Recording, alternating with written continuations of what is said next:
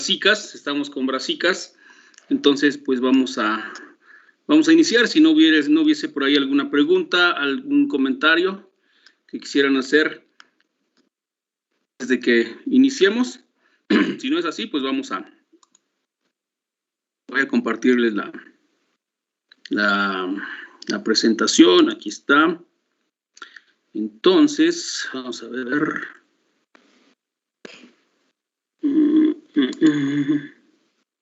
Profe, yo sí tenía una duda. A ver. Cuando estaban hablando de las microalgas, mencionó que, bueno, las habían obtenido según el experimento en Estados Unidos, ¿no? De por ahí por Texas, ¿no? A ver, otra vez, ¿quién es usted? Fátima. Fátima. Ajá. Ahora sí se pregunta, colega, es que se cortó un poquito. A ver, ahora sí. Cuando estaban hablando de las microalgas, bueno, la compañera mencionó que las habían obtenido de por ahí de Texas en Estados Unidos, ¿no? Entonces, pues yo me pregunto si habrá algún producto comercial que ya las tenga o que se puedan conseguir de algún modo, pues. Bueno, porque ve que estaban mencionando que eran útiles para el estrés hídrico y todo eso, entonces por eso de que, ¿cómo se llama? De que ya en muchos estados pues ya se están quedando sin agua y así, pues yo considero que también sería algo como muy útil. Sí, definitivamente, buena observación, colega. Fíjense que dentro de los artículos que vamos a compartir, como les comentaba la semana pasada, los días de presentación, voy a ocupar unos 20 minutos para hablarles de algún tema que no hemos tratado.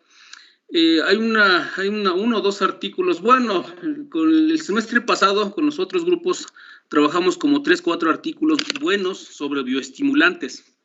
Y precisamente uno tiene que ver con los bioestimulantes frente al cambio climático. Y en efecto, dentro de los bioestimulantes, pues digamos que los más comunes que hay ahora en el mercado, pues están ya toda la gama de bioestimulantes, ¿no? Que son los que son a base de proteína hidrolizada, están los bioestimulantes a base de extractos de algas, sobre todo el alga parda, esta del género Nacobus, que ya es muy común en el mercado. De hecho, hay una casa muy fuerte a nivel mundial y ya está en México que se llama Acadian. Vende productos bioestimulantes muy buenos. Están otros bioestimulantes a base de microorganismos, están otros bioestimulantes a base de extractos de microorganismos o extractos de plantas. Está entrando también la parte de nanotecnología para la parte también de bioestimulación. Hay como 5 o 6 grupos de bioestimulantes de los cuales ya hay mercado. El de microalgas específicamente debe haber ya algunos, por eso están haciendo algunas pruebas. Debe haber algunos ya, es más, luego dentro de los artículos que me llegan, yo nomás descargo los de hortalizas, pero me llegan de frutales, me llegan de frutillas, me llegan de cultivos básicos, porque bueno, yo en mi buscador pongo la palabra clave y me puede llegar de cualquier cultivo, o a veces me gusta mucho cuando me llegan unos documentos que se llaman reviews, y generalmente a alguien de ustedes les tocó revisar un review seguramente. Esos reviews son interesantes porque nos ponen al día de lo que está ocurriendo en ese tema, ¿sí? Generalmente son trabajos del año 2020, algunos de ustedes tienen artículos del año 2021, entonces son artículos que están saliendo pues más o menos nuevos, frescos. Y en el caso de las algas que comentaron sus colegas, ya debe haber, déjenme investigar si ya hay algo de eso. No sé si la colega mencionó algún producto comercial, no, creo que todavía está en fase, bueno, es una prueba como experimental, pero ya habría que revisar una de las casas que ofrecen productos de ese tipo. Por ejemplo, está Valand, ¿no? Es una empresa italiana que ha trabajado muy fuerte con la bioestimulación. De hecho, en donde están más avanzados con la parte de bioestimulación es en Europa. De hecho, en el 2012 tuve oportunidad, andaba yo fuera de la escuela en el 2012, tuve chance de irme a trabajar un tiempo fuera y la empresa para la que trabajaba, nos llevaron, o sea, fuimos al congreso, el primer congreso internacional sobre bioestimulación que se hizo ahí en Estrasburgo, en Francia, y muy bien, y están bastante adelantados. están muy, muy adelantados en esa parte de la bioestimulación. Pero, ¿saben? O sea, fue importante, impactante, pero lo que más me impactó a mí, colegas, se los platico, porque la verdad fue impresionante para mí, de que estaba el evento, fue un evento pues muy, muy, muy bien organizado, desde de primer nivel. Entonces, cuando se llegaba uno a las ponencias, anuncian al ponente, por ejemplo, se va a presentar la ruta metabólica del estrés, tal, y de la planta, no sé, en Coles, por decir algo. Y ya pasaba el ponente, y decía que era se había doctorado en tal universidad y actualmente estaba haciendo un postdoctorado, por ejemplo, había varios de la Universidad de Planck, de ahí en Alemania. Y cuando pasaba el ponente, ¿qué creen? Eran chavos que no tenían 30 años, Eran chavos de 27, 28 años, que ya estaban haciendo postdoctorados en aspectos bastante avanzados. Entonces uno se pone a pensar, ¡újule! Pues ahora sí que me sentía yo ya muy pasado de la parte de la edad, pero de moda, ¿no? Con las cosas que luego hacemos acá.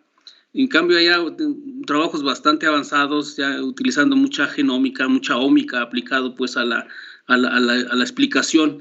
Porque, bueno, mucho de los bioestimulantes, ahora ya se sabe un poco más, precisamente por la incorporación de estas nuevas técnicas moleculares de análisis. Pero hace 10 años,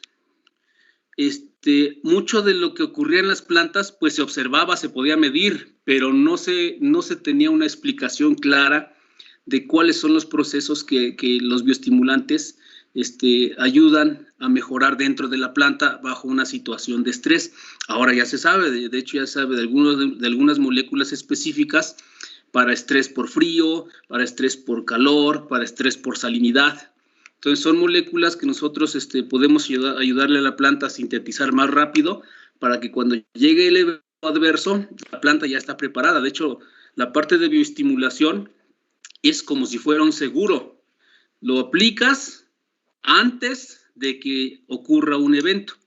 Y por ejemplo, ahora ya con las herramientas que tenemos para monitorear nuestro ambiente, pues ya es factible, por ejemplo, incluso predecir si va a haber una baja temperatura o una temperatura por arriba de lo normal.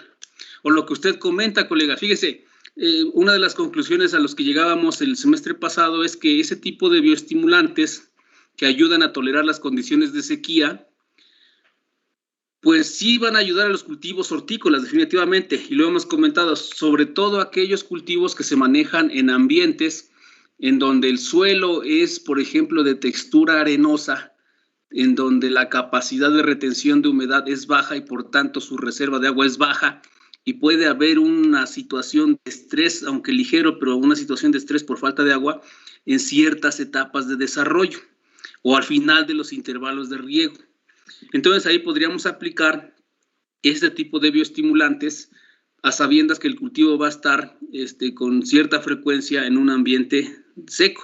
No obstante, pues se va a regar y se va a restituir la humedad, se puede recuperar el cultivo y más o menos mantiene un ritmo normal de crecimiento, a diferencia pues de lo que ocurre en un sistema de goteo, que a lo mejor ahí ni siquiera vamos a observar el efecto del bioestimulante porque la planta no está en estrés. Pero ese tipo de insumos tendría una excelente aplicación en las zonas de temporal. Y por ejemplo, en las zonas donde hay canícula, que ya sabemos que se acerca un periodo de sequía y con altas temperaturas, valdría la pena, de acuerdo con los calendarios y de acuerdo con los pronósticos, aplicar ese tipo de insumos antes de que llegue el evento.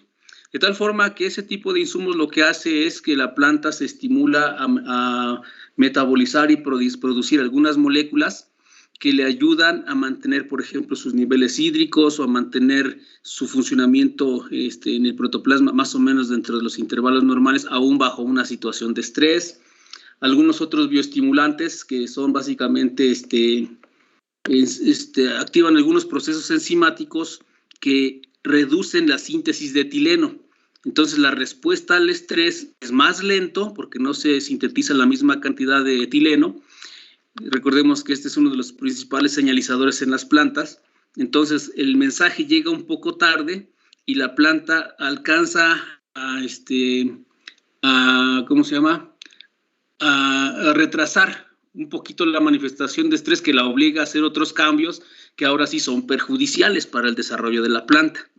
Entonces, como bien dice, en muchos lugares en donde empieza a haber problemas con el agua, este tipo de bioestimulantes puede ser la solución para más o menos conservar la capacidad productiva de nuestros cultivos, ¿sí?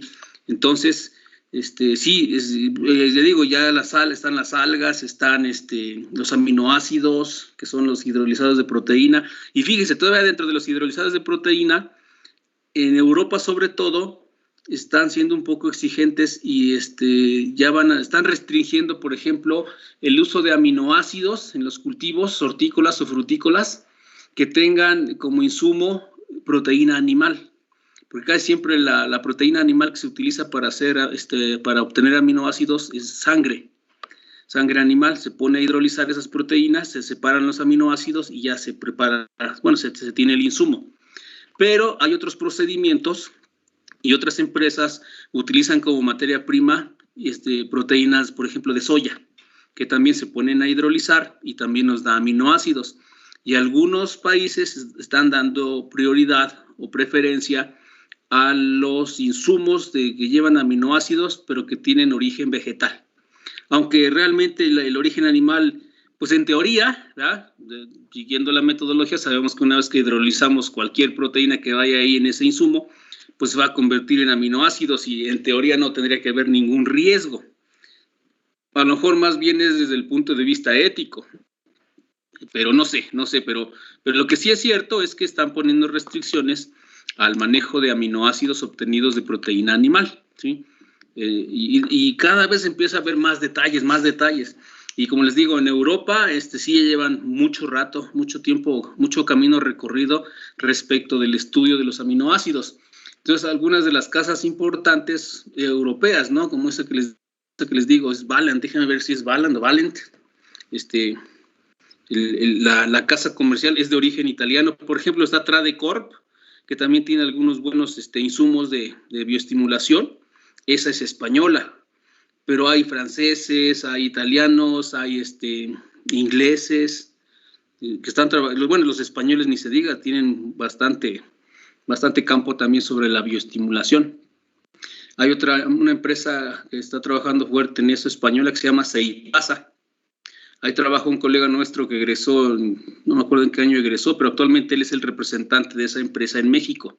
Seipasa, él básicamente está ubicado en Centroamérica.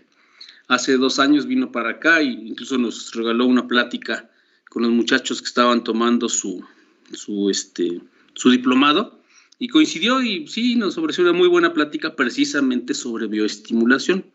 Entonces, es otra empresa muy fuerte, esta Seipasa se llama. Hay otras en México, por ejemplo, otra que está trabajando algo de bioestimulación es Agroenzimas. Sí, es otra empresa que trabaja básicamente bioreguladores, fertilizantes foliares, algo de coadyuvantes, y también está incorporando la parte de bioestimulación.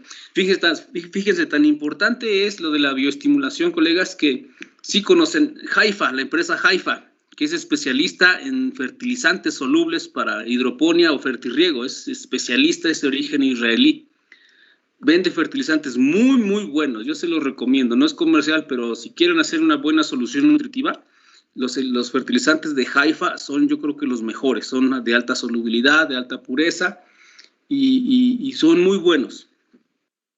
Casi se pudiera manejar como si fueran compuestos grado reactivo, bien. La solubilidad es buena, no hay residuos en la solución.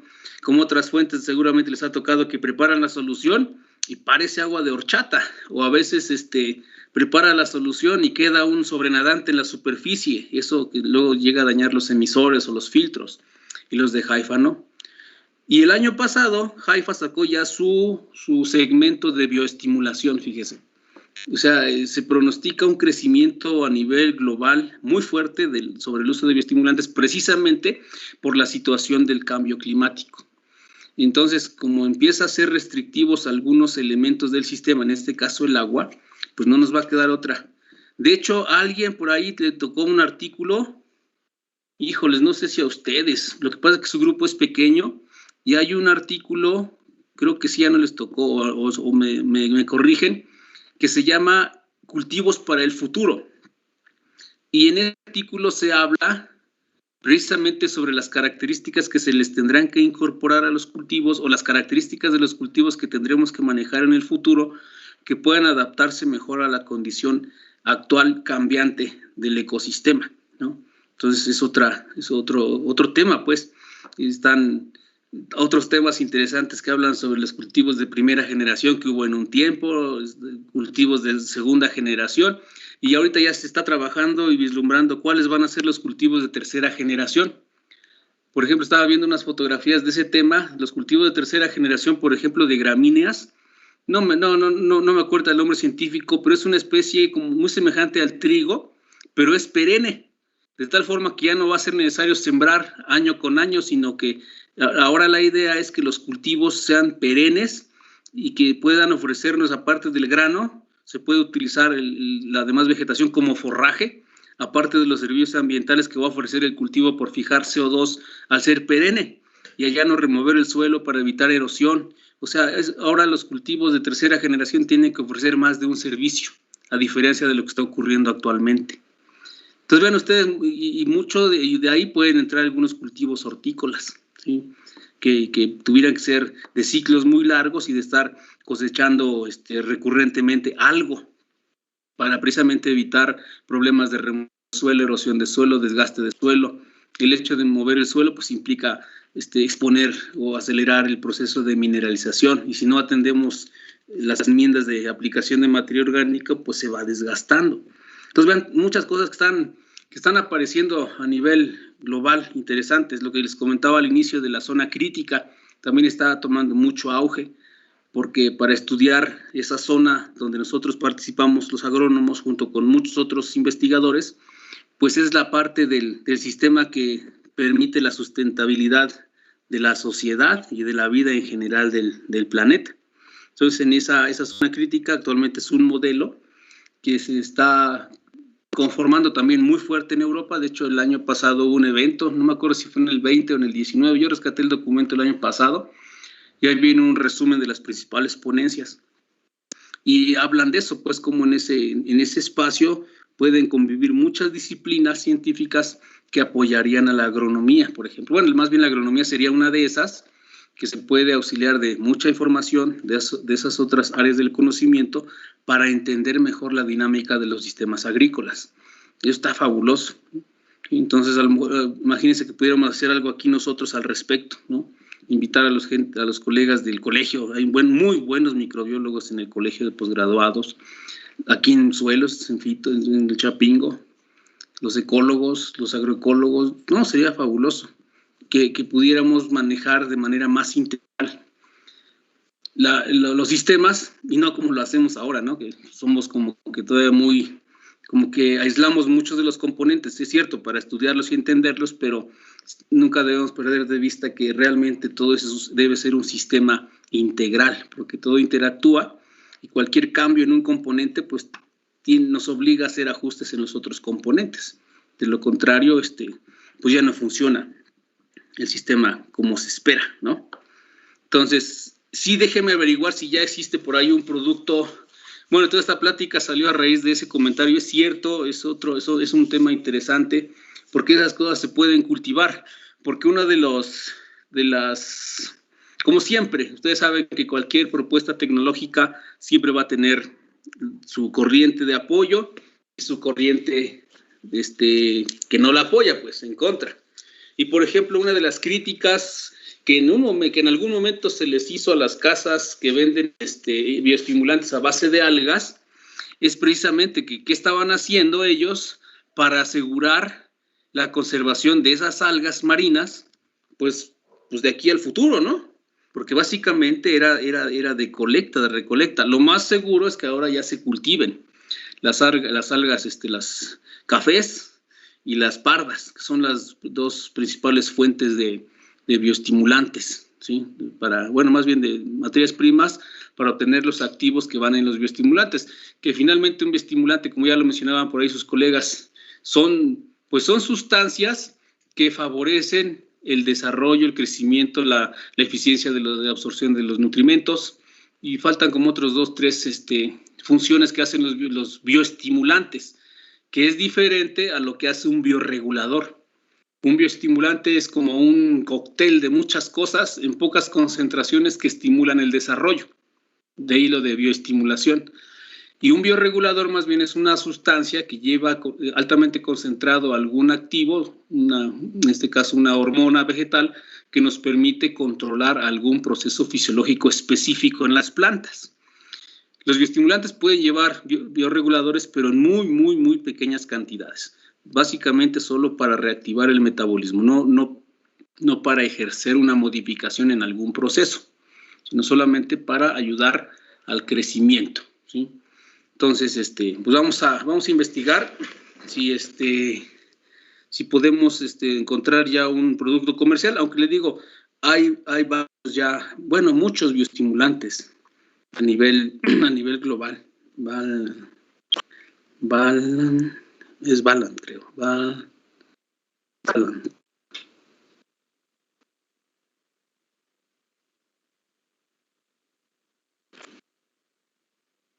Profe. Sí. Y no hay, por ejemplo, bueno, ya, así rápido. No, sí.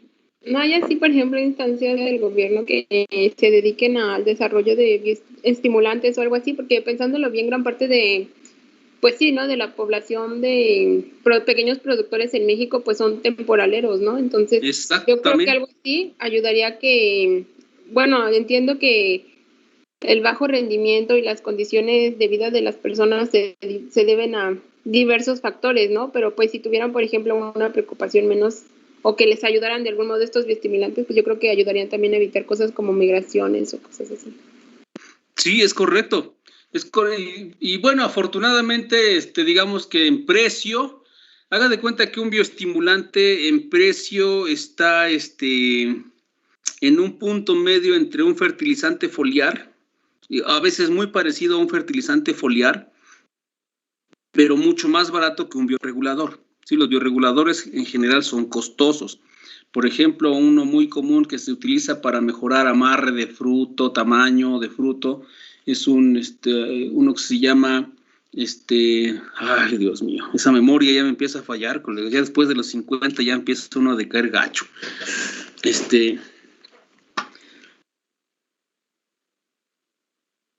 Es un insumo de alta concentración de citosininas.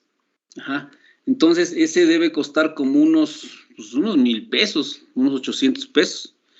Pero el agromil, hay un agromil normal, agromil B, ese debe andar costando unos 400 pesos. Y ese sí es un bioestimulante, trae bioreguladores, pero bien poquito. Trae extractos de plantas, trae extractos de algunos bichos, me parece, y trae unos toquecitos, se llaman pulsos de algún bioregulador, pueden ser auxinas y citosininas principalmente, ¿sí?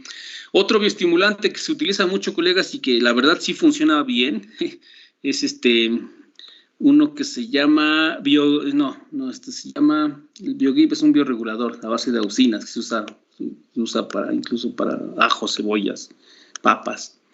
Es híjoles, qué feo, me voy a tener que traer mi catálogo porque ya no, ¿cómo se llama? Y que también es muy común y ayuda, por ejemplo, si tu cultivo está en crecimiento y le pones ese producto, se mejora el follaje, se ven bien. Si está floreciendo, las flores se ven también bonitas. Si hay frutos, le ayuda al crecimiento de los frutos. Y se llama Biocime, Biocime con Y. Es muy bueno, ¿eh? Ese me parece que lo produce Arista Life Science. También es un bioestimulante muy bueno, y ese también está hecho a base de extractos vegetales, porque ve que hay algunos extractos vegetales ricos en metabolitos que ayudan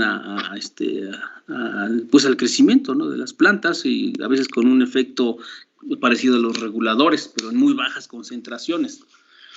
De hecho, les platico una idea con un tesista, y él ya se graduó, no hubo chance de hacerlo, con un colega de doctorado.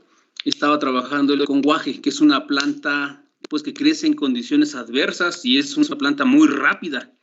Entonces teníamos la intención de revisar los puntos de crecimiento, los tallos vegetativos de esta planta, porque seguramente tiene una alta concentración de bioreguladores. Entonces, ¿qué se puede hacer? Cosechar esos puntos, esos ápices, esas ramas nuevas, hacerles un extracto, ahí va a ser parte del estudio, si se puede hacer un extracto acuoso o a lo mejor se utiliza algún extractante como etanol o algún otro, y evaluar qué tiene, y eso se puede usar como un bioestimulante hecho casero, ¿no? Entonces, esa es otra idea como para el futuro, puede representar una excelente oportunidad de negocio de una planta que crece en condiciones adversas, pero que tiene una velocidad de crecimiento muy fuerte, muy rápida. Pues una leguminosa, pues que interactúa muy bien sobre todo con algunas bacterias de Rhizobium, pero crece muy rápido, entonces seguramente debe tener una alta concentración de auxinas, ¿no? Citocininas y berelinas en los puntos de crecimiento. Se hace un estudio para evaluar qué tiene, en qué cantidades, y después evaluar el efecto de esos extractos en las plantas, ¿no? Pero efectivamente, entonces, híjoles, no creo que haya una instancia pública, colega. ¿Sabe qué? Eso nos podría tocar a nosotros como instancia agronómica de investigación. Creo que sería un buen tema. Sería un buen tema, pues, desarrollar ese tipo de insumos. Ustedes seguramente saben que hay también técnicas caseras para hacer, por ejemplo, biofertilizantes o bioinsumos.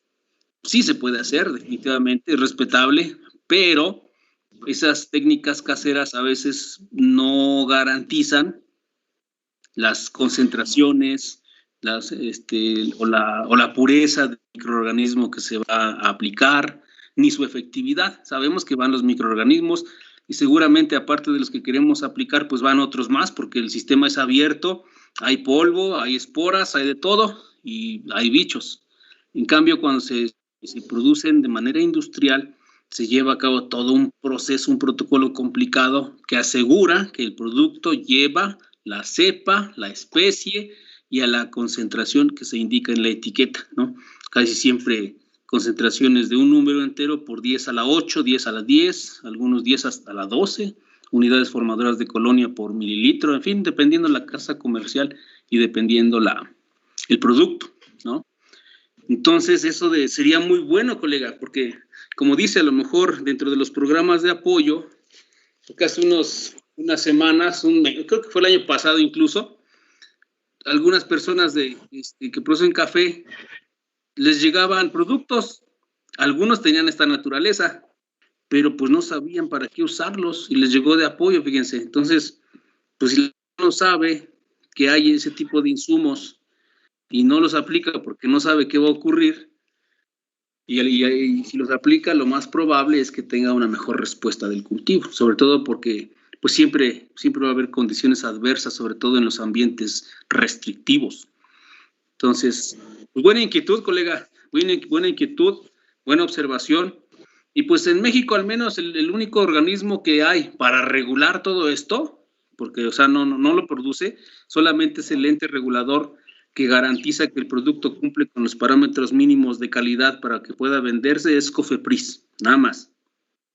Y la otra recomendación es que ese tipo de productos, cualquier producto que compremos y que ustedes vayan a usar, debe tener registro de COFEPRIS, porque muchos productos dicen registro en trámite, eso no se vale. En teoría no debería ser legal, porque eso de registro en trámite puede tardar N años y está en trámite, y pues no. Un proceso formal para registro dura más o menos puede durar hasta 10 años, por toda la serie de estudios que se hacen, sobre todo si son productos de toxicidad considerable. Los fertilizantes foliares, los coadyuvantes, estos bioreguladores, no se llevan más de 5 o 6 años, ¿verdad?, de proceso. Es largo el proceso y es caro. Por eso algunas empresas no lo hacen, ¿sí? Pero las grandes empresas, las empresas serias, pues sí tienen que hacer todo ese proceso para que tengan su registro, que garantiza que es un buen producto, y esos son los buenos, porque tal vez esa sea una de las razones por las cuales a veces ese tipo de productos pues no funcionan, ¿no?, como se esperaba, porque a veces no han pasado por todo ese proceso de evaluaciones para obtener su registro.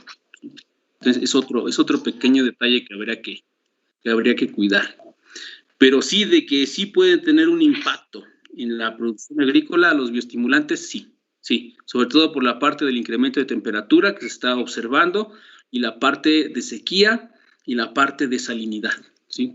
Que, como les digo, ahora ya se han identificado algunas moléculas asociadas a la tolerancia a ese tipo de factores adversos. Sí, colega, muy bien. Gracias, profe. Sí, colega, de nada. Bueno, entonces, pues entonces vamos a continuar.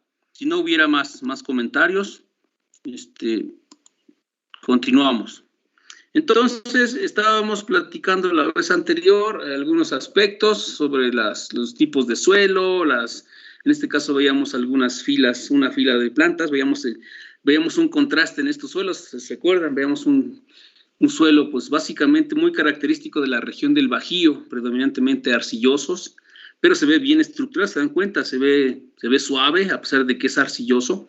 Eso se debe básicamente a que en general tienen buen nivel de materia orgánica, comparado contra otros tipos de suelo que incluso se ven más resecos, y es básicamente por el contenido de arena, un mayor contenido de arena.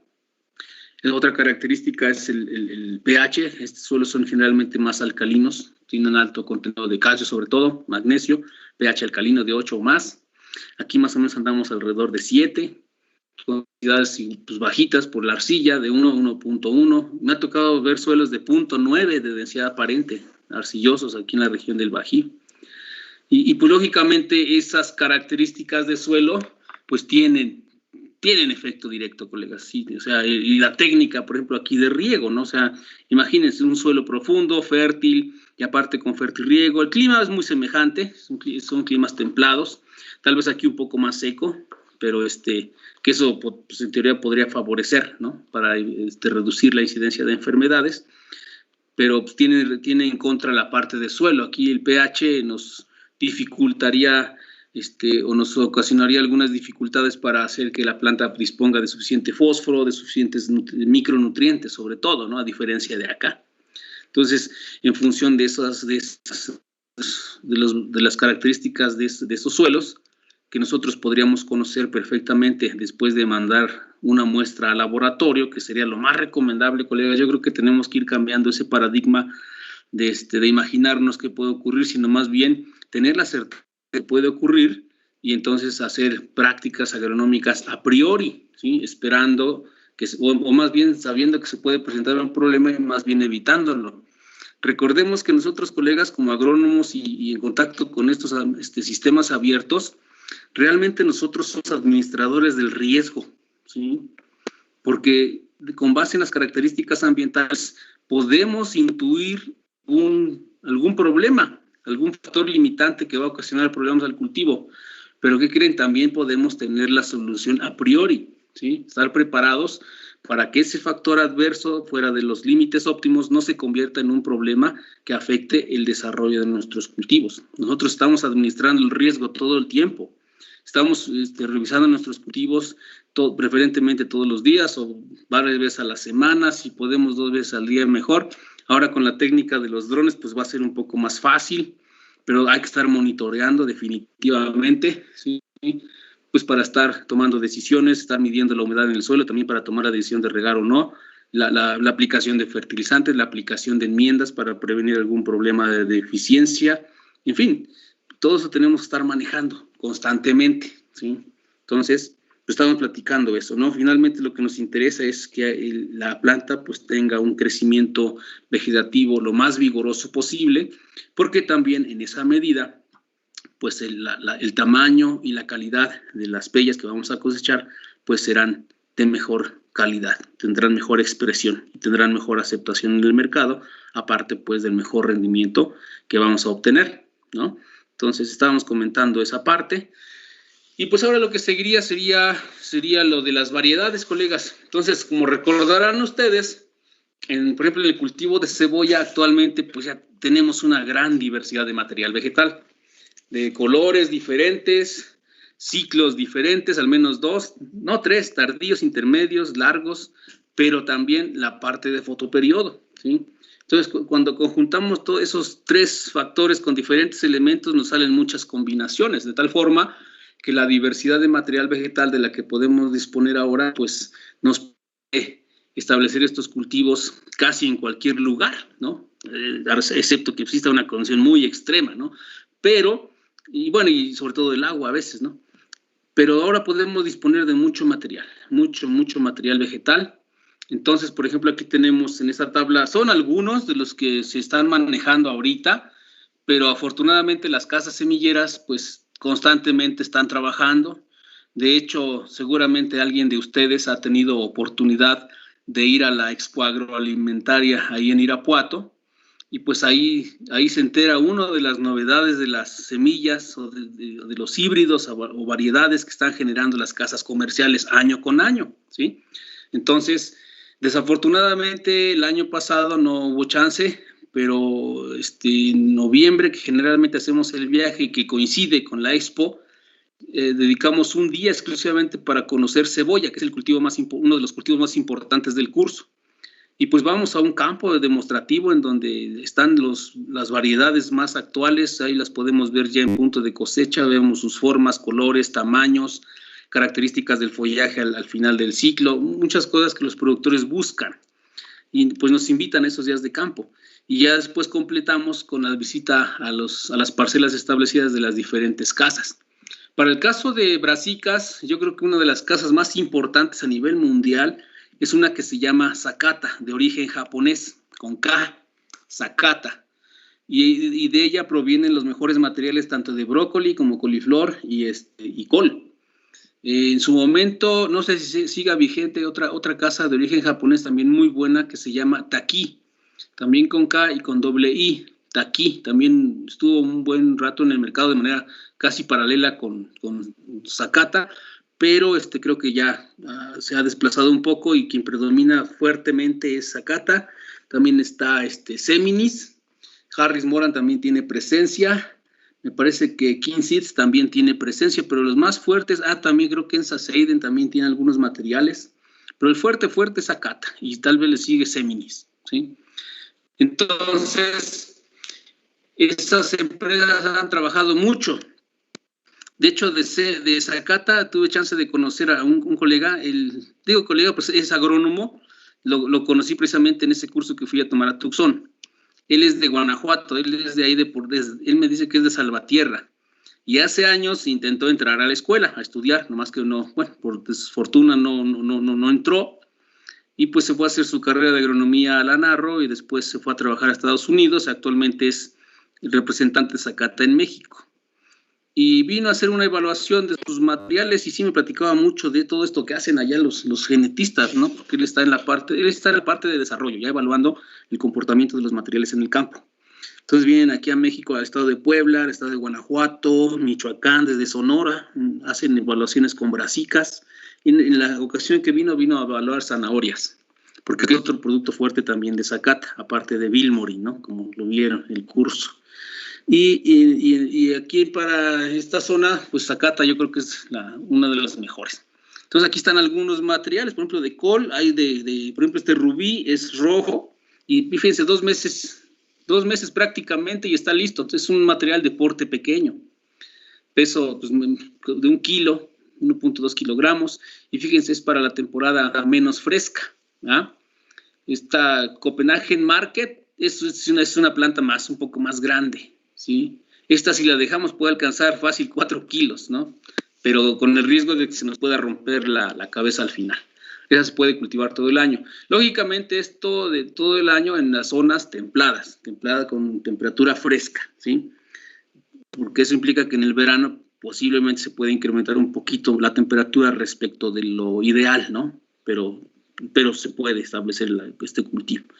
Y así, hay varias. Por ejemplo, esta es una de las de ciclo más largo, regio, un poco más de 4 meses. No, perdón, sí, 4 por 3, 12, 4 meses, poco más de 4 meses. Debe ser una cabeza gigante, ¿sí? Y pues que ahora solamente los restaurantes o las cadenas comerciales de restaurantes sí les conviene manejar material grande. El comedor de la escuela, por ejemplo, igual manejan productos grandes, ¿no? Calabaza no compra, o sea, es más fácil que te compren calabaza de segunda en el comedor que de primera, porque la de primera pues es más chiquita, es más trabajosa de manejar. La de segunda es más medianita, sigue siendo fresca, tierna, bien, lo único que varía es el tamaño, y prefieren esa, porque se maneja en cantidades industriales. Imagínense alimentar muchos colegas, ¿no? Y pues a lo mejor las coles ahí también pegarían re bien, ¿no? Y así, es importante pues identificar qué características del producto nos demanda el mercado para que a partir de ahí, ¿sí? Siempre recordemos esa frase de que hay que seguir al cliente. Las preferencias del cliente se deben de convertir en nuestros objetivos para hacer la planeación del cultivo, ¿sí? Para que tenga salida, para que nuestro producto pueda ser competitivo después en el mercado. Y después algunos materiales de coliflor, ¿sí? Aquí tenemos esta cándida, ¿sí? Inclin, pureza y magia blanca, ¿no? Entonces tenemos esto igual para invierno, ¿sí? 85, esta por ejemplo es de porte pequeñito, 65 días, igual 2 meses y prácticamente ya hay que estar cosechando, ¿sí? Para primavera y verano seco. Pero fíjense, estas casas han trabajado tanto en nuestro país, lo que es Zacata, Séminis, por ejemplo en Séminis, en lechugas, ya incluso en las tablas de variedades viene indicado para qué estado y para qué temporada, ¿sí? Se ha trabajado mucho. En el caso de brasicas, igual. Ya hay mucha diversidad de materiales para poder manejar el cultivo pues, prácticamente en cualquier época, primavera, verano, otoño e invierno, ¿no? ¿Sí? Entonces es una de las grandes ventajas del trabajo pues, que están haciendo las casas semilleras. ¿Cuál es el problema? Pues que nos hacemos dependientes, ¿no? de la semilla que ofrecen estas casas comerciales. Ese es el problema. Y lo otro es que en general estos son híbridos, ¿sí? Entonces pues difícilmente vamos a poder obtener semilla, a diferencia de algunos híbridos de cebolla que sí se puede obtener la F2 y se vende así como hija de, por ejemplo, en Suprema, la F1 pues da un excelente rendimiento y todo eso, y la F2 todavía conserva características buenas de la F1 y así se vende como hija de Suprema, pero es la F2. Pero en muchos híbridos no se puede hacer eso, ¿sí? Y en el caso de brócoli, pues igual, tenemos algunos materiales, por ejemplo, Heritage, ha permanecido un buen rato en el mercado, y pues sí, hasta que no llega otro que de plana lo supera, lo desplaza y pueden tardar años. Por ejemplo, la Suprema duró muchos años, después le siguió Cristal, igual duró muchos años en el caso de cebolla. Ahora pues está Carta Blanca, ¿no? Que igual ya casi va a empezar a ser desplazada por otras que están llegando. El caso de Heritage, de brócoli, igual ha estado mucho. Ironman, por ejemplo, igual, ¿sí? Zafiro. Pero, por ejemplo, Zacata en algún momento, y algunos de esos híbridos siguen vigentes como Arcadia, Shogun, materiales gigantescos, muy, muy bonitos, muy buenos, ¿sí? Pero ahora la tendencia es más bien materiales de porte más pequeño, ¿sí? Entonces van cambiando y otra vez es debido a las preferencias de los mercados actuales. Entonces tendrá que ir haciendo mejoramiento atendiendo los requerimientos y de los nuevos perfiles de los consumidores ahora, ¿no? Por ejemplo, esta otra tabla de brócolis, que se usa mucho también aquí en el centro del país. Entonces está para invierno máximo, por ejemplo, Avenger también igual está en el Marathon, como les comentaba, igual es muy bueno. Marathon también da tamaños muy buenos, ¿sí? Entonces son algunos de los materiales, pueden ser Zacata o pueden ser de Séminis. Entonces, para cerrar esta parte de las variedades, por favor anoten ahí en su cuaderno, si es cuaderno y si no, pues en su tabla de notas. Tarea 1. Entonces, miren, de cada uno de ustedes, eso pues va a ser la tarea lo siguiente. En media página, si acaso, o una cuando mucho, van a describirme las características climáticas y de suelo, así muy general, de su zona de origen, de su lugar de origen. Ajá, temperatura, fotoperiodo, características del suelo, básicamente. Y van a seleccionarme 10 materiales de brócoli, 10 materiales de coliflor y 10 materiales de col. Van a hacer una tablita, ¿sí? Materiales que se puedan adaptar a las condiciones climáticas y de suelo de su lugar de origen, ¿sí? Esa va a ser la tarea. Por favor, en la tabla indiquen a qué casa comercial pertenece, ¿sí? El material, ¿sí? Entonces, ese trabajo, por favor, me lo envían mañana, es que 12 de mayo, y pues tienen hasta las 24 horas del 12 de mayo, ¿sí? Para enviarlo. Ya saben, al correo de rcbrindis@gmail.com, a ese correo por favor me lo envían. Y el formato de la tarea pues va a ser sus 2 apellidos. Hagan de cuenta que yo voy a enviarme un archivo, le voy a poner Castro Brindis, sexto 4, en el caso de ustedes, 1, ¿sí? Así, ese va a ser el formato del archivo. Castro Brindis, sexto 4, T-1, ¿sí? Entonces, ese va a ser así, por favor, quiero que me lo envíen y tienen pues hoy y mañana para hacerlo, ese resumen. Les digo, pueden entrar a las páginas de las casas y ahí vienen, simplemente la idea es que lo revisen, que hagan esa selección y pues finalmente es una reserva de información que les va a quedar a ustedes, que les va a servir unos años y se les ofrece. Y pues la otra es estar atento a las novedades que están sacando las casas semilleras año con año. Están trabajando muy fuerte. De hecho, me comentaba se apellida Ríos, el ingeniero Ríos, me comentaba que pues ahorita están haciendo trabajos para los materiales de los próximos 5 o 10 años, ¿no? Entonces están evaluando y de entre muchos que obtienen, por ahí uno supera a los actuales así en algún rasgo y hay que empezarlo a trabajar, a difundirlo y para que la vuelta de 3, 4 años ya esté posicionado en el mercado. Es todo un proceso, lento, caro, por eso los híbridos son costosos en general y por eso ahora pues ya como lo comentábamos en su momento, cada semilla ahora tiene un valor, ya se vende por pieza de manera individual, ya se contabilizan sobres de 10,000 semillas, sobres de 20,000 semillas por el caso de brasicas, ¿no? O envases más grandes para las empresas que utilizan o que establecen varias hectáreas, ¿sí? Entonces, esa sería la tarea número 1, colegas.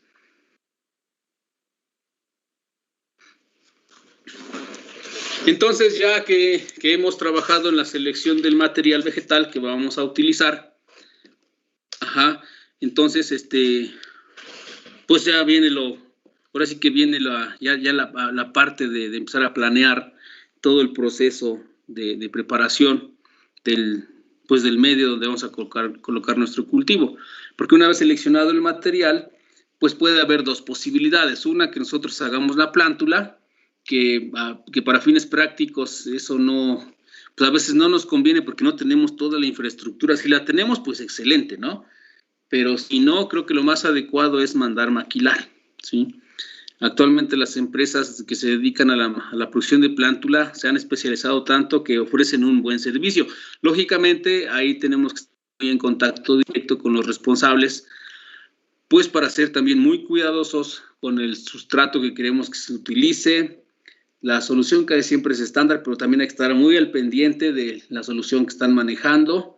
Y del tipo de contenedor, ¿sí? Sobre todo el número de cavidades, porque ya lo comentábamos en su momento, el tamaño de la cavidad juega un papel importante en el manejo de la plántula, porque a veces cambiamos el número de cavidades en las charolas y seguimos dando un manejo estándar, entonces podemos generar algún problema que al final se traduzca en un comportamiento indeseable de la planta en el campo, algo que ocurrió en la etapa de plántula, ¿sí? Entonces ya está lo de la plántula, tenemos que estar muy al pendiente, pero y ya durante ese proceso pues hay que dedicarnos a preparar el terreno. Se supone que ya tomamos algunas muestras, ya mandamos al laboratorio o podemos hacerlo en ese momento. Actualmente los laboratorios pues tardan más o menos 10, máximo 15 días para los análisis de suelo. Para lo que es análisis de plantas sí se requiere que sea más rápido, pero para suelo está bien, ¿sí? Entonces ya ustedes conocen el método o la metodología para hacer el muestreo. Hay que hacer un muestreo representativo, hay que llevar la muestra a secar a la sombra, se debe desagregar todo el suelo, bien la muestra, bien desagregada, y que se seque a la sombra. No se recomienda que se almacene en húmedo, porque eso alteraría mucho las características del suelo y después los resultados pues no nos sirven de mucho. Se toma la muestra, se pone a secar a la sombra, y se obtiene la muestra compuesta y se envía al laboratorio, y pues a la vuelta hay unos laboratorios de una semana, 10 días, máximo 15 días, nos llegan los resultados y pues ya empezamos con el análisis de la información, ¿verdad? Para empezar a ver si es necesario hacer alguna enmienda, si es necesario, ya sea pues si hay sodio, pues de yeso, como dice acá, dependiendo el porcentaje de sodio intercambiable.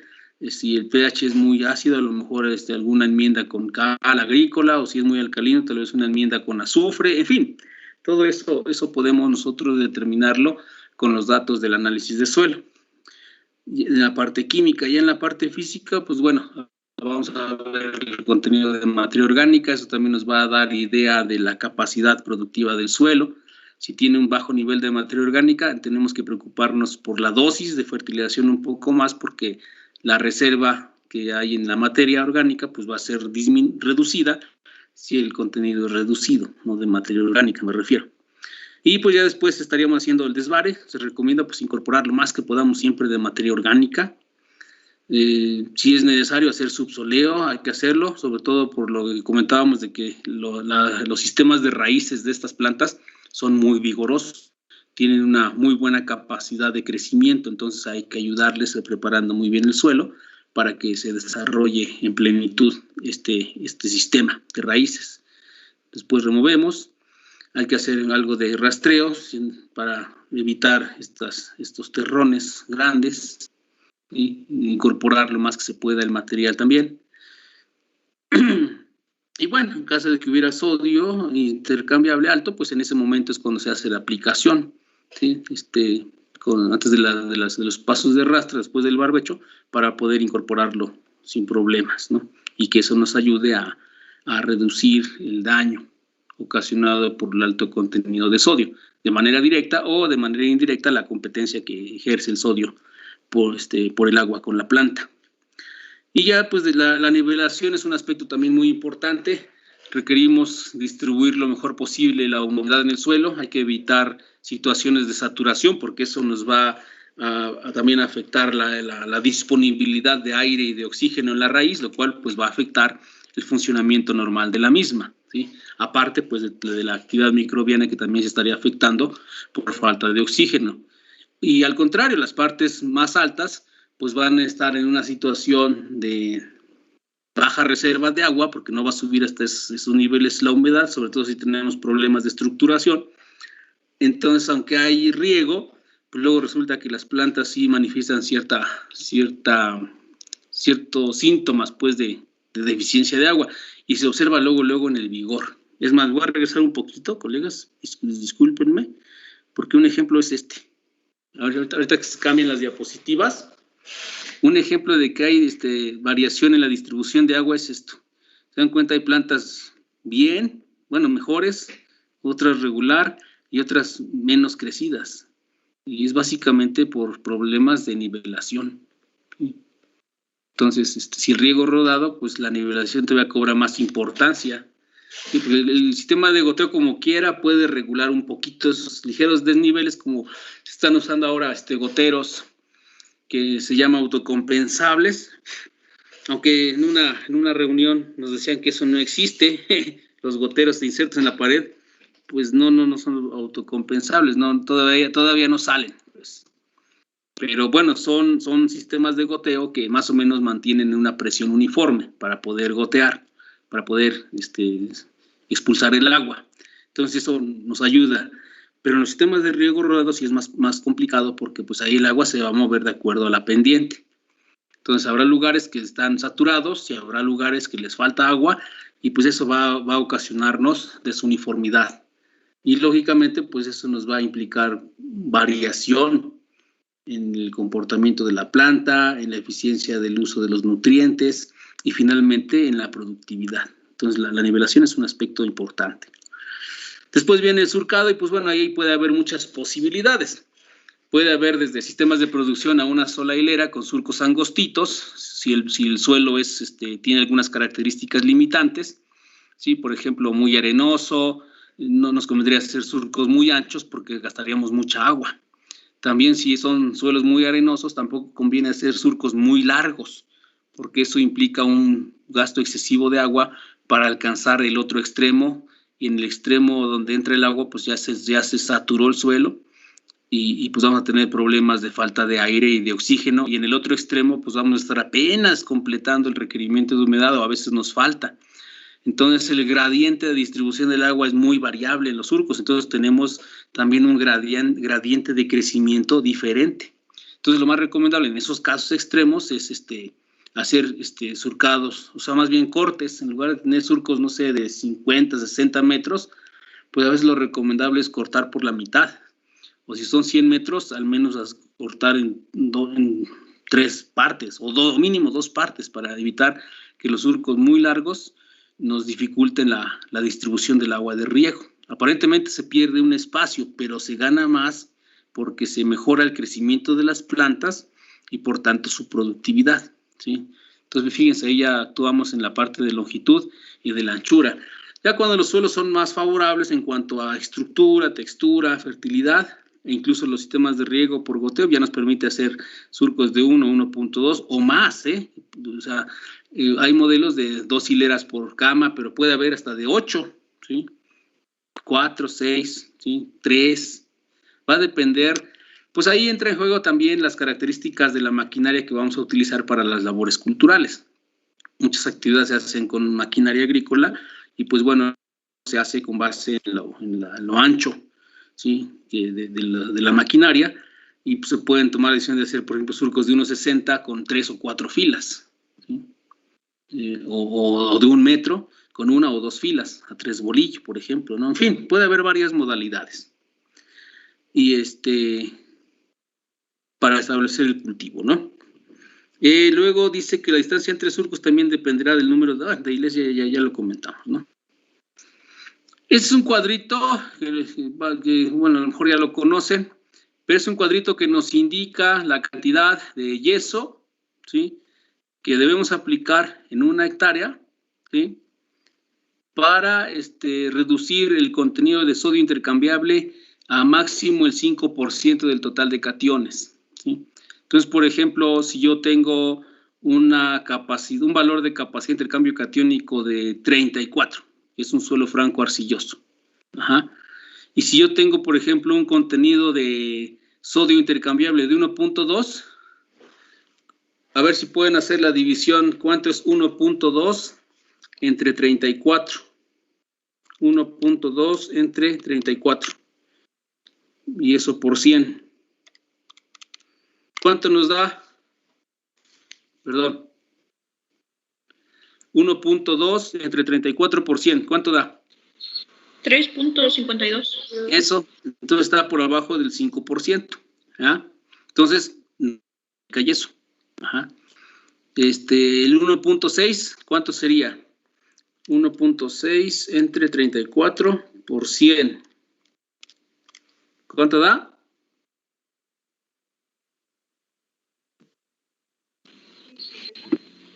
4.7. Exacto, tampoco rebasa el 5%, entonces tampoco aplicamos. Pero ¿qué pasa si yo tengo un suelo con una capacidad de intercambio catiónico de 34, pero aparecen, no sé, 2.6 miliequivalentes de sodio? ¿Cuánto es eso? 2.6 entre 34 por 100. 7.6. Exacto, 7.6. Prácticamente estamos rebasando en 50% el contenido mínimo de sodio que debe haber, ¿verdad? Entonces, ¿qué hay que hacer? Aplicamos 2.8 toneladas de yeso agrícola por hectárea. Y como dice aquí, se aplica después del barbecho, antes de los rastreos, para incorporarlo y que el sodio haga su función de desplazar, el calcio del yeso haga su función de desplazar al sodio de las partículas del suelo, y ya para que, pues, neutralizar, pues, el efecto adverso del sodio intercambiable, ¿no? Entonces, por eso nos sirve esta tablita. Ok. Entonces, ya una vez que hemos decidido esa parte, pues ahora viene lo que les comentaba, ¿no? Ya la producción de plántula, pues una opción es hacerlo en suelo. Como les digo, es una planta que se puede recuperar bien al trasplante, pero sí lo resiente, pero se recupera rápido. Lo ideal es manejarlo en invernadero con charolas. Bueno, en charolas, eso sería lo ideal, ¿no? Y puede ser, les digo, charolas de 200, en el mejor de los casos. Hay gente que no le gusta porque pues, el gasto en sustrato es mayor, pero pues la calidad de plántula es mejor, definitivamente. Entonces hay quien utiliza charolas de 330 cavidades, 338 me parece que trae la charola. Entonces, ahí con la consideración de que sí debemos ser muy cuidadosos de que en cuanto esté la planta lista, ya el terreno debe estar esperándola, ¿sí? Pero, por ejemplo, ¿qué pasa en las épocas de temporal? A veces resulta que tienes todo el plan y empieza a llover y no puedes entrar a hacer tus trabajos, ¿no? Y a veces se retrasa un poquito el trasplante. Entonces, en una charola de muchas cavidades podemos tener el problema de que se nos etiole un poquito. Si la dejamos 5 o 7 días más ahí, se puede etiolar. A diferencia de las de 200, como tiene más espacio, nos puede aguantar un poquito. Pero ahí ya es cuestión de costos, de gustos, y pues más bien nosotros ver qué es lo más conveniente para nosotros y tratar de hacer ese equilibrio entre costo y beneficio, ¿sí? Entonces, es una posibilidad de enviarlo a los viveros ahora, que ya se han especializado mucho. Entonces, ya que hemos hecho el trazo de plantaciones, me refiero al surcado, pues ahora sí vamos a ver si va a ser a una hilera, van a ser 2 hileras, si va a ser en riego rodado, si va a ser en riego por goteo. En el caso de riego rodado, pues ahí no hay opción, tenemos que trasplantar con suelo saturado, tenemos que meter el agua antes para saturar el suelo y que, pues aparte de que se humedezca el suelo bien, de hecho el agua va marcando la altura a la cual hay que colocar la plántula, y pues eso implica que hay que ir en el fondo del surco, ¿no? Caminando y colocando la planta, lo cual pues hace un poco más lento el proceso, ¿sí? Pero bueno, se puede hacer, y eso puede ser a raíz desnuda o puede ser con cepellón. Lo ideal es que fuera con cepellón, ¿sí? Es en riego rodado. En riego por goteo, pues ahí generalmente se trasplanta sobre el lomo del surco, e incluso a veces se trasplanta en seco, ¿sí? Se trasplanta en seco para avanzar lo más rápido posible e incluso durante el trasplante se está regando. Ahí la ventaja es de que no hay agua en el fondo del surco, sino que solamente se está humedeciendo la parte de arriba y pues podemos estar plantando y se puede estar regando. Hay productores que prefieren regar antes y luego plantar. Ahí ahora sí que hay muchas posibilidades.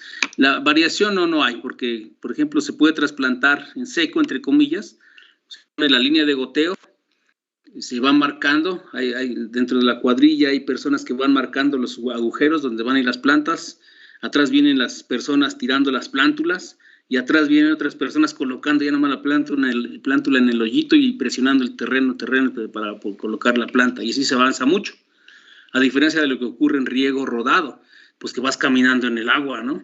¿Sí? Entonces es más lento, mucho más lento. Entonces, pues, posibilidades de hacerlo hay muchas, ¿sí? Muchas formas. Y pues bueno, ya el número de plantas pues, generalmente varía de entre 6 y 7 plantas por metro cuadrado. Aquí pudiera jugar un poquito, más bien entrar a la ecuación un poquito la temporada del año, ¿no? Por ejemplo, en primavera-verano, cuando disponemos de un poco más de luz en cuanto a intensidad y duración, podríamos incrementar un poquito más la densidad, ¿sí? A diferencia de otoño-invierno, la intensidad pudiera ser menor y la duración es menor, convendría irnos un poquito hacia abajo, no sé, 64 o 65 mil plantas, cuando mucho. En cambio, en verano podríamos llegar a 70 mil, incluso hay quien ha puesto 80 mil, pero por ahí hay un artículo, ya no lo subí ahora para discutirlo porque ya está viejito, creo que es del 2010 o del 2011, pero es un trabajo en el que evaluaron la densidad de población sobre una fisiopatía que se llama tallo hueco, ¿sí? Entonces, el número de plantas por metro cuadrado tiene que ver con la frecuencia de aparición de esa fisiopatía. Es una fisiopatía en la que se manifiesta como un ahuecamiento en el tallo de los brócolis, y lógicamente cuando eso es muy pronunciado le quita valor comercial. A veces es muy incipiente la cavidad que se forma, pero a veces sí es muy pronunciado. Es una fisiopatía que en principio está asociada a la deficiencia de boro, pero también está asociada al exceso de nitrógeno y también ahora sabe que la densidad de población puede tener efecto, ¿sí? Entonces, lo voy a subir al espacio del grupo para que alguien que tenga interés, pues por cuenta propia lo revise, pero es un trabajo que muestra que sí puede haber un efecto del número de plantas sobre la incidencia de esa fisiopatía, que se llama tallo hueco, ¿sí?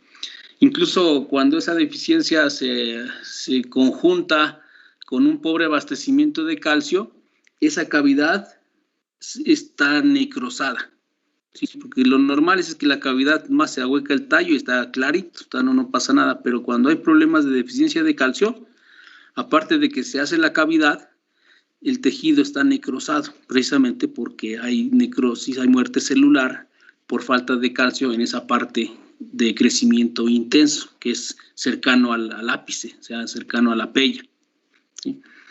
Entonces, bueno, esos son algunos datos respecto del número de plantas que podemos manejar para brócolis, coliflores, coles tal vez máximo unas 60, va a depender del porte. Veíamos hace un ratito materiales como rubí, que es pequeño, ahí sí podríamos meter hasta 80,000 plantas por hectárea, va a depender del tamaño de las coles. Por ejemplo, coles de 4 kilos, 3, 4 kilos, pues ahí no podríamos meter mucha densidad, se nos echaría a perder el cultivo, ¿sí?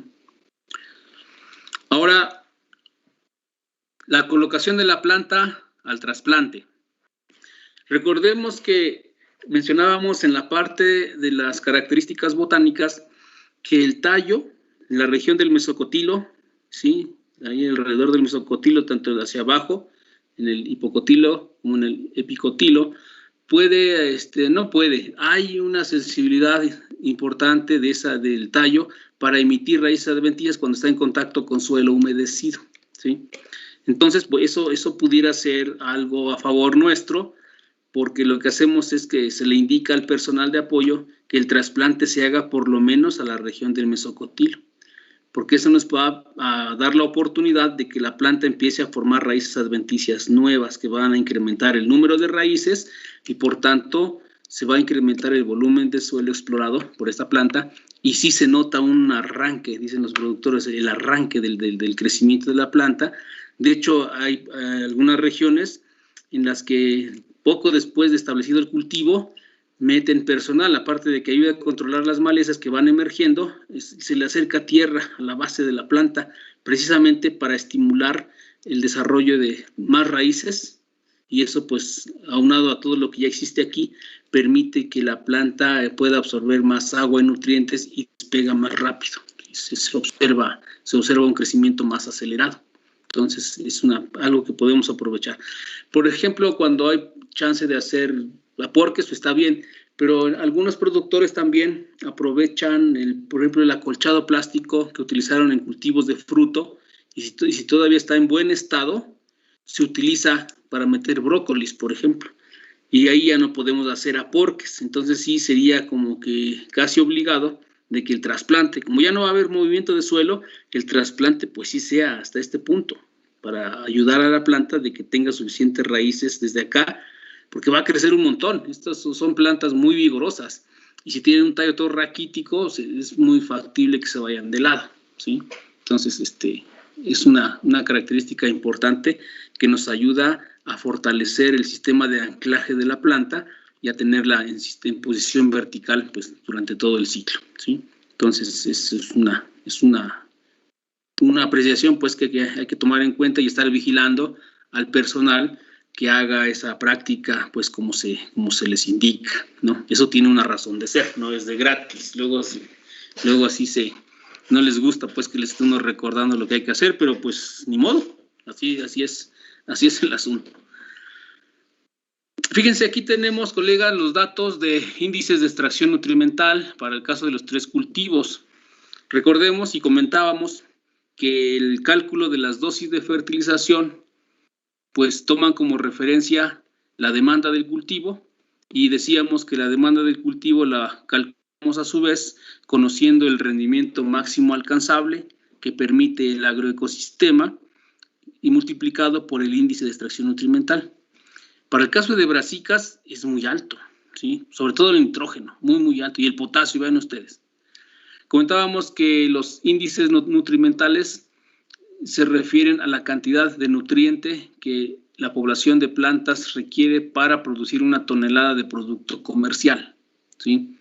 Entonces, si yo tengo, por decir algo, un sitio que me permite un rendimiento de 25 toneladas, pues yo pudiera estimar la demanda para nitrógeno, para el de brócoli, para fósforo, para potasio, para calcio y magnesio, simplemente multiplicando 25 por 8.4, ¿sí?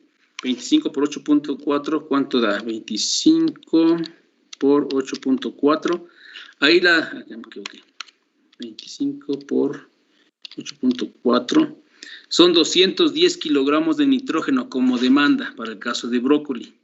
Fíjense, el caso de coliflor está todavía un poquito más alto, casi sería lo mismo. Y de potasio, pues igual son valores muy altos, ¿sí? Entonces, con ese valor del rendimiento máximo alcanzable para esa condición específica, multiplicado por el valor del índice de extracción nutrimental, pues vamos calculando la demanda de cada nutriente. El siguiente paso para calcular nuestra dosis, ya lo comentábamos, es determinar cuánto de nutriente el sistema nos puede aportar. Entonces, puede haber diferentes fuentes de nutriente en el sistema. Uno, el suelo, por su naturaleza, pues es una reserva de nutrientes. Con el análisis de suelo nos podemos dar cuenta de cuál es la cantidad de nutriente de la que podría disponer nuestro cultivo, ¿sí?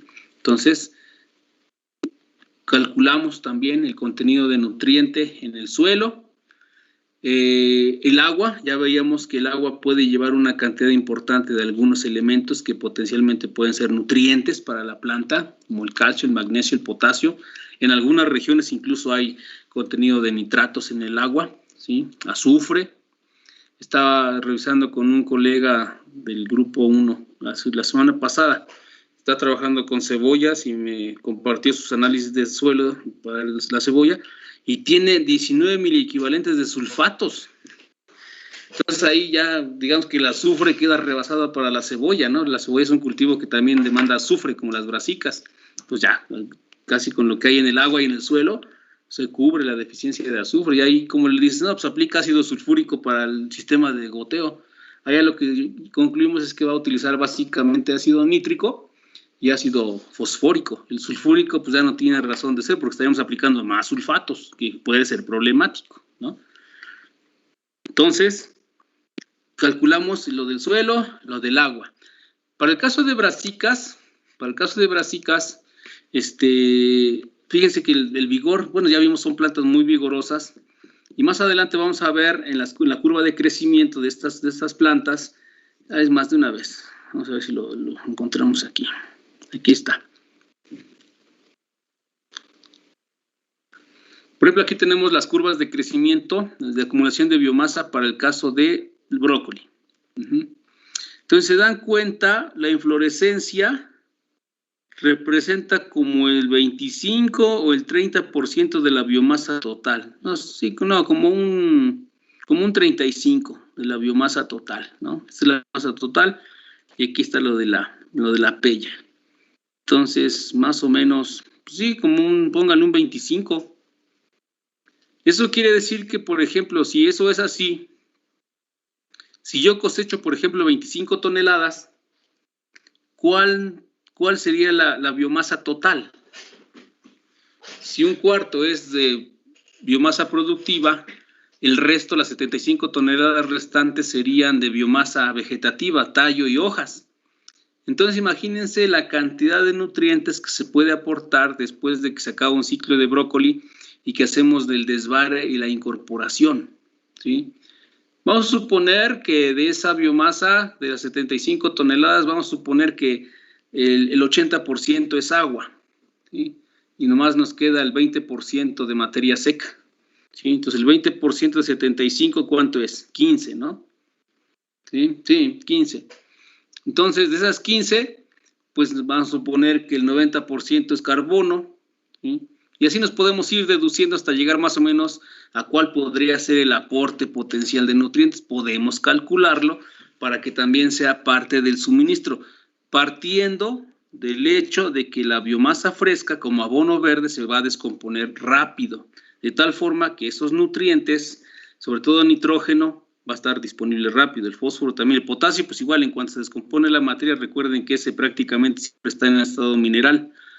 Entonces, en los próximos 30, 60 días vamos a tener un aporte importante de nutrientes por parte de la materia vegetal que estamos incorporando. Entonces, también puede ser parte del suministro. Entonces, ya estamos tomando en consideración 3 fuentes de nutrientes que aportan a nuestro sistema productivo. Si no es así, bueno, no vamos a contabilizar cualquiera de los 3 que no esté presente, sobre todo ese de los abonos verdes. Pero si no, por lo menos 2 sí es necesario tomar en cuenta, lo del suelo y lo del agua. Entonces ya calculamos la oferta disponible de nutriente, hacemos nuestra diferencia, casi siempre es positiva la diferencia. Hay elementos en los que sí es negativa, si hay mucho elemento, a veces rebasa con mucho la demanda, bueno, ahí ya se hace otro tratamiento. Seguramente han escuchado hablar del concepto de balance cero, ahí lo podemos aplicar, y ya después hacemos un ajuste por la eficiencia de recuperación, que ya comentábamos en su momento que pues tiene que ver con las características del suelo, las fuentes, la técnica de aplicación también tiene que ver.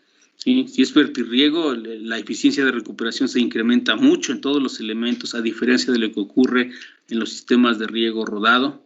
En temporal, pues ni se diga, ahí tenemos una eficiencia muy baja, pues, y pues las condiciones pues así lo determinan, así lo condicionan.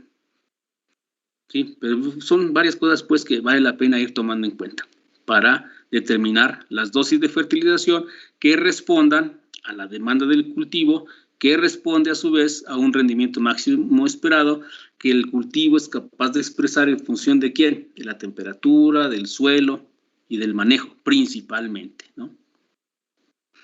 Entonces, pues hay algunas propuestas generales,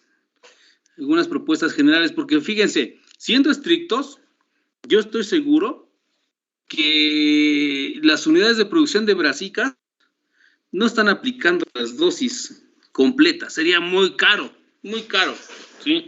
Por esa razón, como les he comentado, los suelos en los que se establecen brasicas preferentemente deben ser suelos franco-arcillosos, con un buen nivel de materia orgánica, porque de manera natural son suelos ricos, que van a darnos un aporte considerable de esos nutrientes, porque un suelo franco-arenoso o arenoso sí nos saldría muy caro, porque el aporte sería bajo, la demanda muy alta, aparte pues tenemos una eficiencia baja en los sistemas arenosos, en los suelos, arenosos, tendremos unas dosis muy altas, saldría muy caro. Y pues lo más probable es que no se esté cumpliendo al 100% de acuerdo con la información, ¿no? Porque sí saldrían unas dosis muy, muy altas. Entonces, por ejemplo, existen algunas recomendaciones generales para col, coliflor. Ustedes revisan la literatura, van a encontrar varias propuestas. No obstante, lo mejor sería que a partir de la información que ya vamos conociendo, podamos nosotros determinar una dosis específica para cada punto de trabajo. Eso es lo ideal, o sea, para eso estamos trabajando, pues para que a través del análisis de la información que vamos a tener disponible de nuestro sistema, podamos diseñar una dosis de fertilización que se ajuste precisamente al requerimiento de ese cultivo para expresar un potencial que ese agroecosistema le permite. Y ahí pues ya mencionamos, influye el suelo en sus características físicas, químicas, el agua, la temperatura, la disponibilidad de riego o no, la luz, ¿verdad? Entonces, eso es lo ideal, o sea, diseñar un programa de manejo para cada sitio. Ese es nuestro trabajo como responsables de diseñar las técnicas productivas. Cuando hacemos fertilización en riego rodado, pues puede haber varias posibilidades, porque estos cultivos igual llega un momento en que si se cierran, es tanto el follaje que forman que se cierran y puede ser complicado incorporar maquinaria para hacer aporques y cubrir el fertilizante. Entonces, bueno, se recomienda por lo menos hacer 2 aplicaciones después de la fertilización de fondo. Recordemos la fertilización de fondo preferentemente pues antes del establecimiento para que este fertilizante que aplicamos quede por abajo del sistema de raíces. Y ya después podemos hacer cuando menos 2 aplicaciones. Si pudiéramos hacer 3 o 4 aplicaciones después, es decir, quitarle aquí un poquito más, en lugar de que fuera 25, bajarlo a 20. Fósforo no hay problema, ¿sí? Más bien aquí tendríamos que seleccionar la mejor fuente, porque, por ejemplo, si estamos hablando en un suelo calcáreo, no podríamos utilizar superfosfato de calcio triple. Por su origen, no se solubilizaría en un suelo de pH alcalino. Tendríamos que estar pensando, por ejemplo, en el fosfato monoamónico o el fosfato diamónico, y no hay problema. Pero a lo mejor quitamos un poquito el nitrógeno y un poquito el potasio, que haya, pero no tanto, por ejemplo, en un suelo arenoso. Esto nos pueden perder fácilmente. Entonces, más bien le movemos aquí un poquito, le bajamos, y aquí esto en lugar de tener 75 lo subimos a 80, y podríamos trabajar un 40-20-20, ¿no? Un 20, un 40 y un 20 al final para cerrar.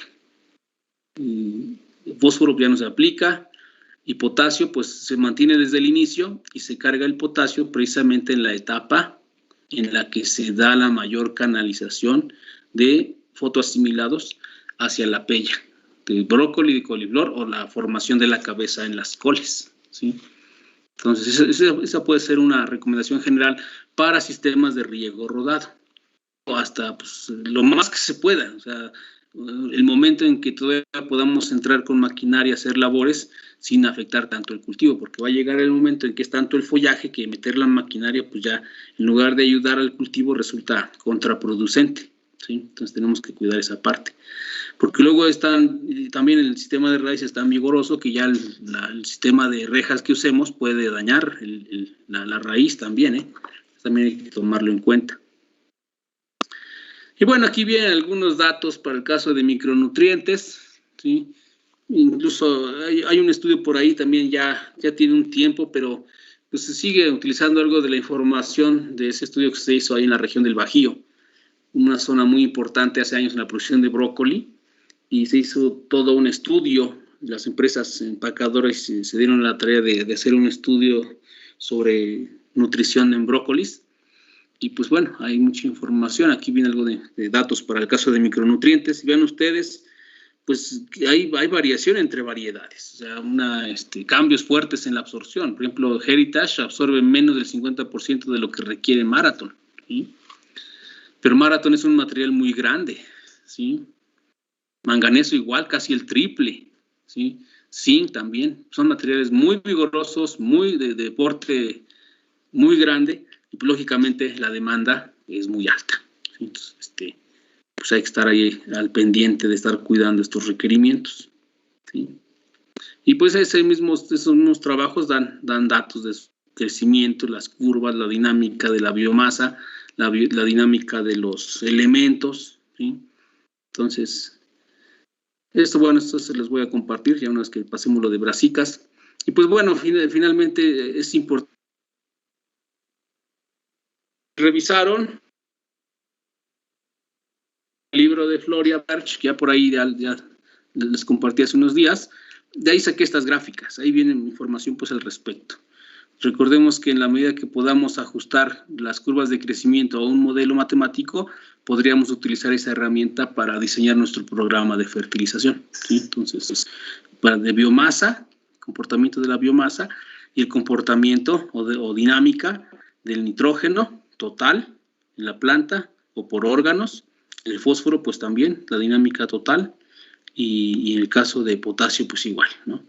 Aquí más o menos nos dice en que, por ejemplo, en la raíz casi no cambia, pero sí en las partes de arriba sí cambia, ¿sí? Entonces, hay épocas en las que se incrementa en demasía, ¿no? Fíjese, el fósforo se mantiene prácticamente bajito todo el ciclo, hasta el final se absorbe un montón de fósforo, ¿ya vieron? Y es cuando aparece la inflorescencia. Y como es una estructura reproductiva, es altamente demandante en fósforo, ¿sí? Entonces, debe estar presente todo el ciclo, por eso se aplica de fondo. Si lo aplicáramos más adelante, es muy probable que ya no se aproveche, porque el fósforo quedaría por arriba del sistema de raíces. Por eso debe aplicarse de fondo, y como su nombre lo dice, debe estar abajo, para que esté disponible durante el ciclo, que la planta lo esté absorbiendo, porque después lo va a remover hacia la parte de interés, que es la flor, la inflorescencia, ¿sí? Entonces, si lo aplicamos muy tarde, aparte de que va a quedar por arriba del sistema de raíces, es un elemento que no se mueve en el suelo y pues la planta difícilmente lo va a aprovechar. Entonces esto nos va a golpear aquí, nos va a bajar la curva de crecimiento por deficiencia de fósforo. Y sobre todo, por ejemplo, en los lugares muy fríos, también se puede llegar a detectar deficiencia de fósforo, porque si el fósforo es un elemento altamente influenciado por la temperatura. Si es muy fresca, le cuesta moverse al fósforo, su velocidad de difusión baja muchísimo. Entonces, eso puede complicar la nutrición con fósforo en este tipo de cultivos de clima fresco, ¿sí? Hay que tenerlo en cuenta. Muy bien, pues aquí le vamos a dejar, colegas. Ya nos quedan 2 minutos. Nos quedan 2 minutos, y pues se fue rápido el tiempo. Entonces déjenme anotar. Quedamos en dinámica, nut, brócoli. Sale, colegas, pues sería todo por hoy. Muchas gracias por el tiempo, el espacio, las preguntas. Muy bien. Cualquier cosa, pues, del curso que quisieran preguntar o comentar, de cualquier forma, les digo, voy a estar compartiendo esos artículos porque creo que es información interesante que está entrando muy fuerte a la actividad agrícola. Y como bien comentaba su compañera, son insumos que va a ser necesario estarlos incorporando, considerando que, pues, en los cultivos en buena parte del día están en una situación de estrés, ¿sí? Entonces, los bioestimulantes nos pueden ayudar a eso, ¿sí? Sale, colegas, pues que tengan excelente tarde, que tengan buen provecho, síganse cuidando mucho y nos vemos el día jueves. No es cierto, mañana, perdón, mañana. Mañana nos vemos para continuar con como les comentaba, voy a abrir yo con un resumen de algunos de los temas que hemos venido desarrollando y ya después damos pie o espacio para unas 2 o 3 presentaciones. ¿Sale? Cuídense mucho, colegas. Excelente tarde a todos. Un abrazo. Hasta mañana, profe. Hasta mañana. Hasta luego, profe. Gracias. Adiós, colegas. Buena tarde. Hasta luego, profe. Adiós. Hasta luego. Gracias, profe. Hasta luego.